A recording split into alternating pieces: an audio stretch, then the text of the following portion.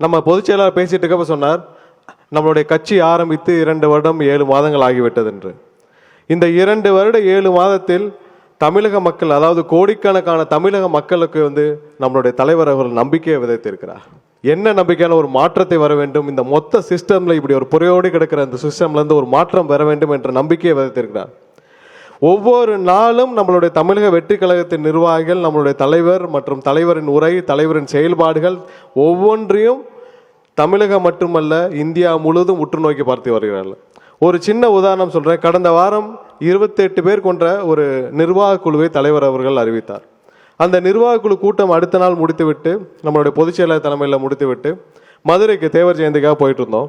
அப்போ நடுவில் தேநீருக்காக ஒரு இடத்துல நிப்பாடி இருந்தப்ப ஒரு பெரியவர் என்கிட்ட கேட்டார், இப்போதான் நீங்கள் 28 பேர் கொண்ட கூட்டத்தை முடிச்சிருக்கிறீங்க, என்ன முடிவு எடுத்தீங்கன்னு. மிகப்பெரிய ஒரு அதிர்ச்சியும் ஆச்சரியமாக இருந்தது. ஏன்னா இப்போ நிறைய பேர் பேசுகிறப்ப சொன்னாங்க அரசியல் வழிபடுத்தணும்னு. கிட்டத்தட்ட 80 இல்லை 90% இல்லை 100% தமிழக மக்களை நம்மளுடைய தலைவர் அவர்கள் அரசியல் வழிபடுத்தியிருக்கிறார்.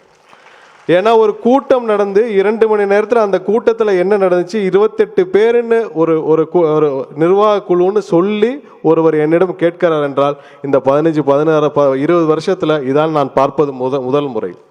இவர் தினமும் திரு ஸ்டாலின் அவர்கள் தினமும் ஏதாவது கூட்டம் நடத்திட்டு இருக்கிறார். அறிவாலயத்தில் நடத்துவார், ஏதாவது செக்ரட்டரியேட் நடத்துவார். யாராவது ஒருவர் இங்கே இருக்கிறவங்கள கோடிக்கணக்கான பேர் டிவியில் பார்த்துட்டு இருக்காங்க, யாராவது ஒருத்தருக்கு என்ன கூட்டம் நடத்தினாராவது தெரியுமா? யாருக்கும் எதுக்கு கூடினாரு, என்ன கூட்டம் நடத்துனாங்க?